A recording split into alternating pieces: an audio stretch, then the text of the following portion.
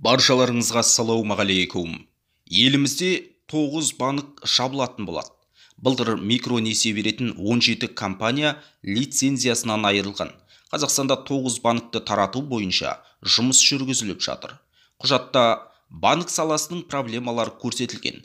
Қазақстан нарығында екінші деңгейлі 21 банк жұмыс істейді. Бұл ретте 9 банк бойынша тарату процесі жүріп жатыр.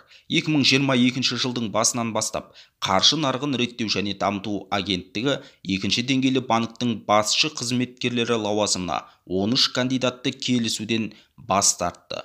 Бағалы қағаздар нарығында 49 субъект жұмыс істейді. Бұл ретте 2022 жылдың басынан бастап агенттік басшы қызметкер лауазымына 10 кандидатты келісуден бас тартты. Сақтандыру секторында 26 ұйым жұмыс істейді. 2022 жылдан бастап уәкілетті орган басшысы лауазымына 11 кандидатты келісуден бас тартып отыр. Микронесие беру секторында 252 микроқаржы ұйымының микроқаржылық қызметті іске асыруға арналған лицензиясы бар. Бұл ретте 2022 жылдың басынан бастап 17 компания лицензиясынан айырылды. Агенттіктің мәліметі бойынша төмендегі 9 банк жұмысын тоқтатады. Олар Валют Транзит банк, Қазинвестбанк, Делта банк, Эксимбанк Қазақстан, Астана банкі, Қазақ банкі, Тенгри банк, Азия кредит банк, Капитал банк Қазақстан.